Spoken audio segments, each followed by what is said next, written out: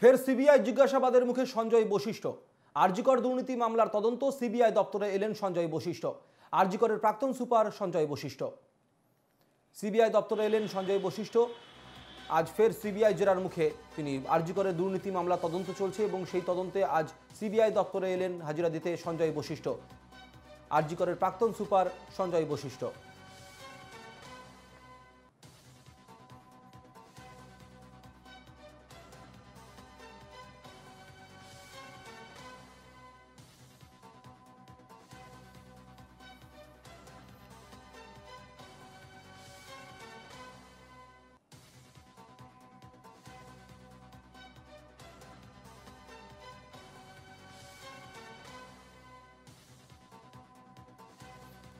Nizam palace থেকে রয়েছেন আমাদের প্রতিনিধি সুস্মিত মজুমদার।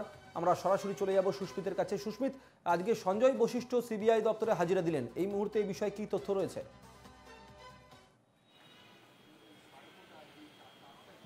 দেখো সুমিত, এর আগেও কিন্তু সিজিও কমপ্লেক্সে একাধিকবার তিনি দেখা করেছিলেন যারা সিবিআই আধিকারিক রয়েছেন তার কারণ প্রথমবার তাকে যখন জিজ্ঞাসাবাদ করা হয়েছিল তখন তার মধ্যে ব্যাপক অসঙ্গতি পেয়েছিল তার কথায়। কারণ যে 5 জন ডাক্তারকে ডেকে পাঠানো হয়েছিল সেই 5 জনের কথার সঙ্গে সঞ্জয় বশিষ্ঠ প্রাক্তন আধিকারিক তার সঙ্গে কিন্তু কথার অমিল পেয়েছিল এবং তারপর তাকে দ্বিতীয়বারও সিজিও কমপ্লেক্সে ডেকে পাঠানো হয়েছিল।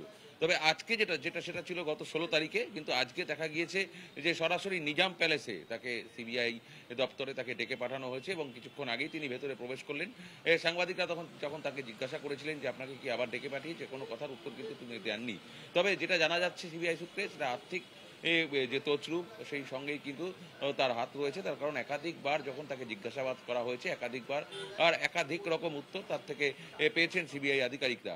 আর সেই ক্ষেত্রে দাঁড়িয়ে যারা ইডি আধিকারিক ছিলেন, যে আরজিকর মামলায় যে একাধিক অর্থ তছরূপ হয়েছে, সেই জায়গাটা থেকে দাঁড়িয়ে এই সঞ্জয় বশিষ্ঠের কি হাত রয়েছে সেই জায়গাটাই কিন্তু খোঁজার চেষ্টা করছে তদন্তকারী অফিসাররা।